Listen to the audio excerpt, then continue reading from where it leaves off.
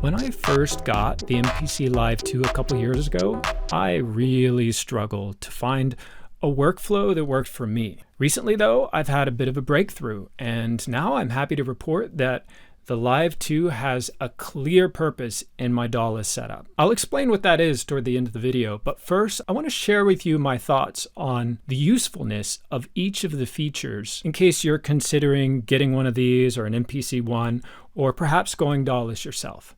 Let's start with what for me is still one of the MPC's greatest strengths, sampling, whether I'm recording old records or grabbing something off my cell phone.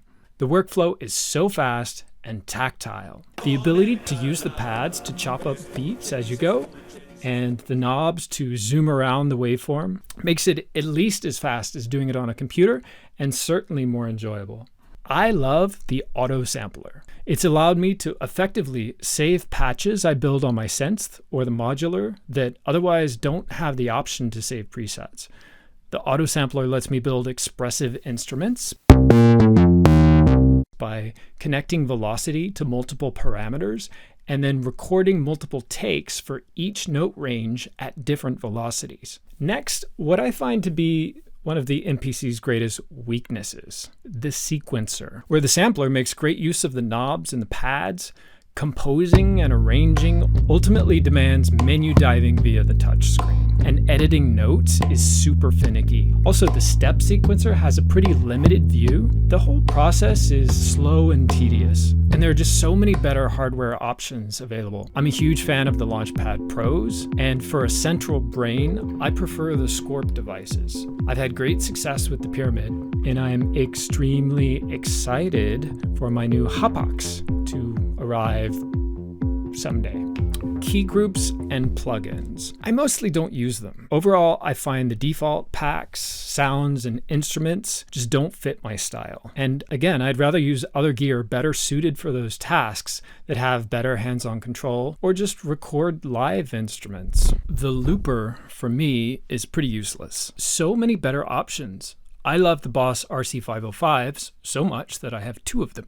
CV. With the control voltage, I've yet to find a great use for them. Since I'm not using the MPC for sequencing, there's not much point in sending out CV. What I'd really like to do is for the MPC to be able to receive CV. Then I'd have far more options for envelopes and LFOs to control things inside the MPC. I could do that with MIDI, but that's a much coarser solution. Speaking of MIDI, I'm definitely impressed with how deep the feature set is there. The Live II gives you 2 MIDI in and 2 MIDI out. It can serve as a MIDI host for other controllers, and I love that I can directly plug in my MIDI Fighter twisters and launch pads and even run those off the battery. This opens up performance options, and it expands the effectiveness of the MPC when taking it on the road. However, in the studio, once you reach a certain critical mass of gear, you'll need a more robust MIDI solution anyway. I personally use and enjoy the Mio XL iConnectivity as my central MIDI interface. So you may have noticed I haven't mentioned either the drum programs or the clip programs yet. Well, when I first tried these 2 features, it seemed that anything I could do with a clip program, I could also do with a drum program, but with far more parameters. Clip programs really only have a single page of settings per clip, whereas there are many pages of parameters for each sample in a drum program. The usefulness of the drum program is clear, with the ability to layer drums, for example. I mean, the MPC is arguably the best tool out there for finger drumming, given its best-in-class velocity-sensitive pads. So then, what's the point of the clips? For me, there was something very specific I was missing in my workflow, and that thing is a beat library. I've found a key aspect of efficient music production is having everything I need ready to go when I walk in the studio and power up the system. I've got my favorite basses, leads, pads. I have riffs and melodic ideas saved on the launch pads.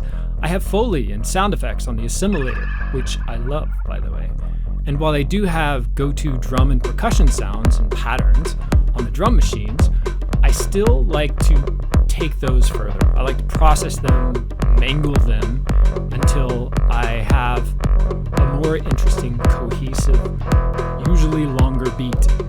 And I've needed an easily accessible home for these beats. That's where the clip program comes in. Using default templates, I'm saving pages with different variations that I can access with a single tap. No more having to hunt around and load something up when I start a session. It's really been the perfect solution for me.